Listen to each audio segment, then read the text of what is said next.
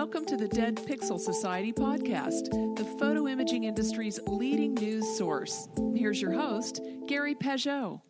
The Dead Pixel Society podcast is brought to you by MediaClip, Advertech Printing, and School Photographers of America. Hello again and welcome to the Dead Pixel Society podcast. I'm your host, Gary Pageau, and today we're joined by George Varanakis, the strategic advisor of the photo group at Emerald. Hi, George. How are you today? Gary, I'm great. Thanks for having me. Appreciate it. We go back a few years, a few. But first, for those who don't know, what is the photo group at Emerald? What does that encompass?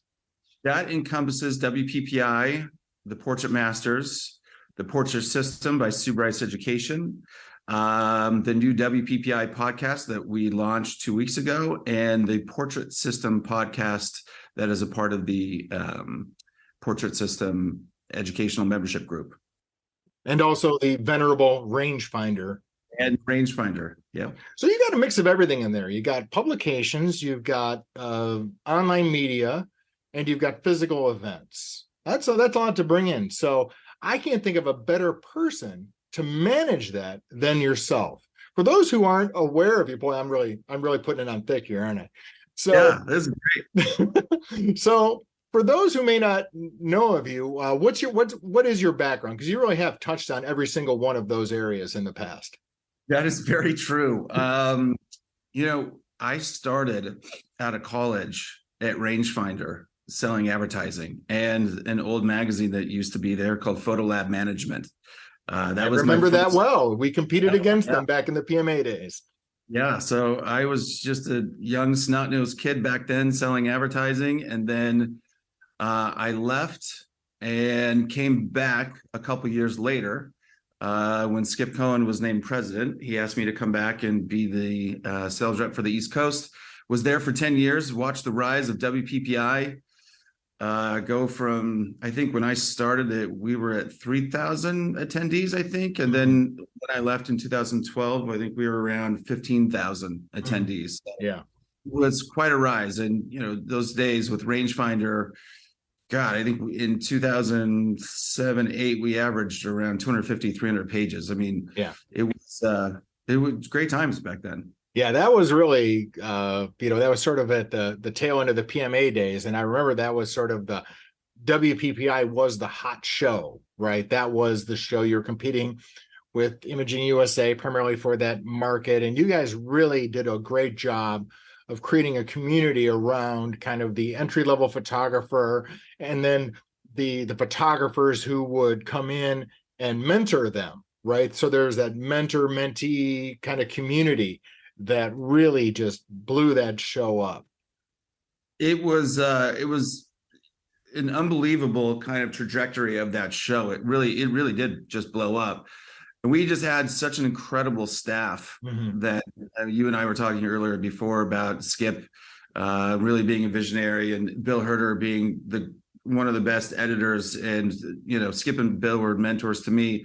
Arlene Evans, who I'm still working with after 20 years, which is pretty hilarious, has come back to WPPI.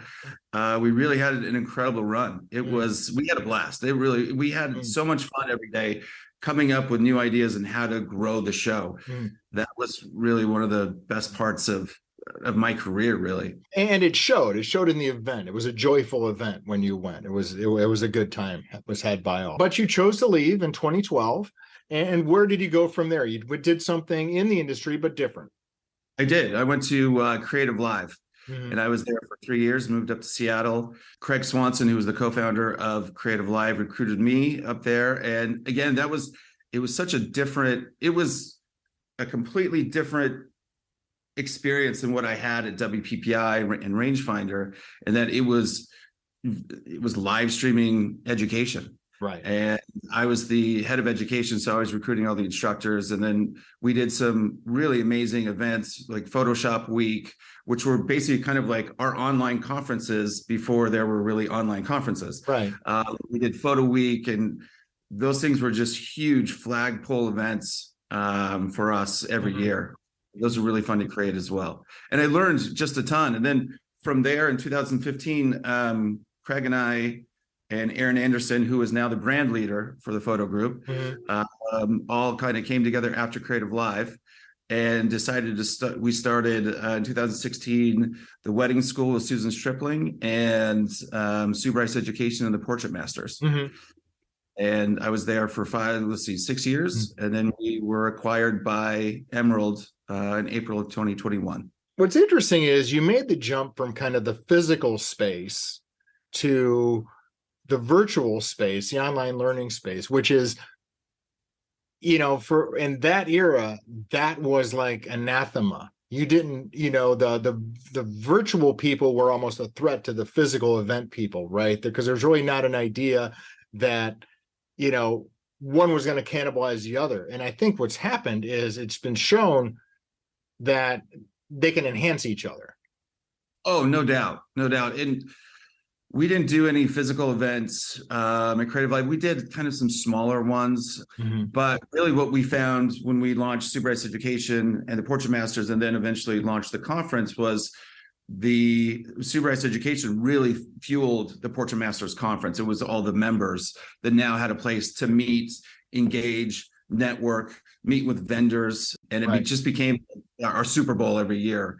Moving forward, you kind of come back home. You're back home to the WPPI. Photo industry people tend to come back home, in the sense that it's a hard industry to get away from once you're embroiled in it. It really is. But you walk into a situation, it's post-COVID. Things haven't been great in the event space overall. A lot of, photo keynote has been canceled. There's been some struggles in the photo world. But you've got a chance to assess the situation almost from the ground up, in the sense that post-COVID, you can kind of see what needs to be done and act on it. What's your assessment of WPPI, and where is it going to be going in the near term? That's a great question. I bleed WPPI, I guess blue is what it's always been, the logo color. I think it's teal now. Having basically grown up at that show, being there from 2002 to 2012, I learned so much back then, and I've always loved that show. And having the opportunity to come back and just this full circle type of thing and see the show where it is today, the industry is different. It is, it's in a much different space than when it was 2012.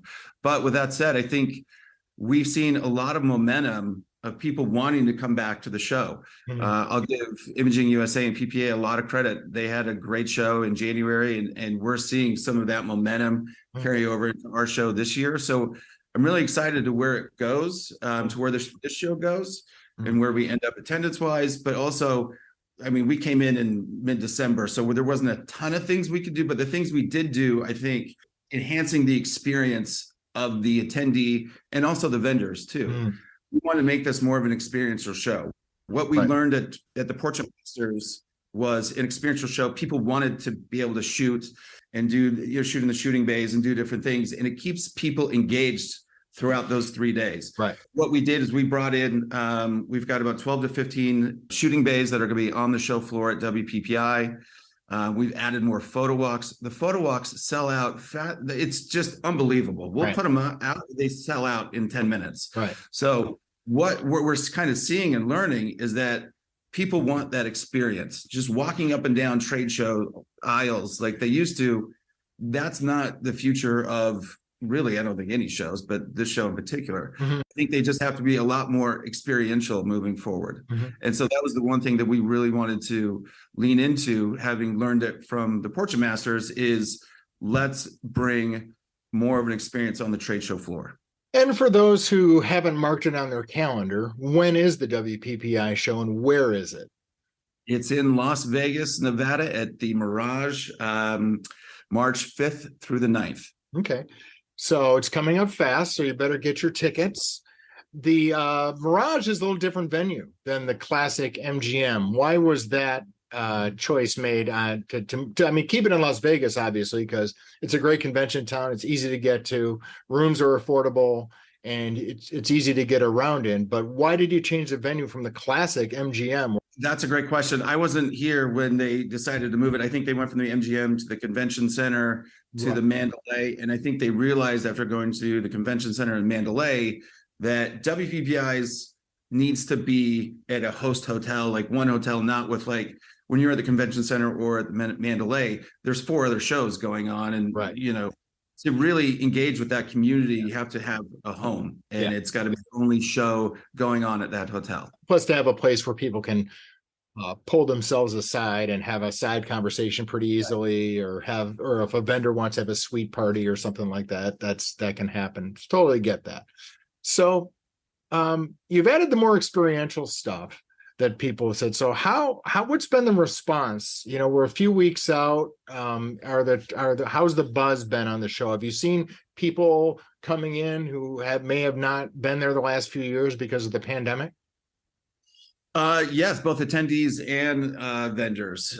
We have Canon and Nikon who were there. I believe Nikon was there last year, but not the year before. Canon's in, Fuji is in. I don't believe Fuji was there the last couple of years. So that's really exciting. Then we have a lot of other vendors coming that have been there in the last couple of years as well. I think the other thing that we really want to hit on is we're going to bring the energy back to this show. And if you remember kind of back in the days of when in its heyday, there were thousands of people at the front door ready to just pound that door down and get into the trade show. And so we added a DJ. We're going to be giving away a ton of free prizes. Like there's going to be a lot of energy on that show. We've got the WPPI Lounge, which will be doing 20-minute demos, hour on the hour. So those type of things, I think, are going to bring a lot of energy to the show. Well, I think that sort of viewpoint is really what's necessary, because I think, you can sit in front of a screen and learn something, which is not different from sitting on a chair in a room having someone speak to you. There's no any difference to that. So the difference you can make with a physical event or a destination event is by doing hands-on, doing tutorials, doing short things, just showing people things. And I think photography is uniquely suited to that. I would agree. I mean, really, it's suited to that more so than almost any other industry. I mean, you can sit there and watch a lighting demo and pick up things, a posing demo, a Photoshop demo. There's all kinds of things that you can really showcase on the show floor for people to learn, where they're not just like walking up and down. It's like you're learning, you're shooting, you're getting this information from different instructors in the industry that you've looked up to your whole career. So I think that's what really lends itself to a positive experience at WPPI. So what about some of the other pieces in the photo group family? How are they fitting into the events opportunity? That's a great question. So we're doing a special cocktail party for Sue Bryce education members the night before the show starts, to really kind of engage them. And I think we have over 500 attendees just from the Sue Bryce education side. As I said, we're adding a lot of shooting bays that are going to be styled by the portrait masters. We've got all the font backdrops of the one that Annie Leibovitz uses, Sue Bryce uses, and we'll have models in those shooting bays. So I think that's going to just make the show, enhance the show that much better. And then what are some of the other events or pieces of the photo group going forward? Like you said, you came on board in December, and there's really not much you could do, right? I mean, you could tweak some things, but you're probably looking, April and beyond. What's going to be, what's the plan? Sure. Well, what we have done, I think the one thing that we really wanted to also lean into, and again, going back to things we've learned in the past, was really re-engage this community. And so what we've done, we launched about a month ago. Every Wednesday at noon Pacific time, we do a YouTube Live, and we have Elena Blair hosting them.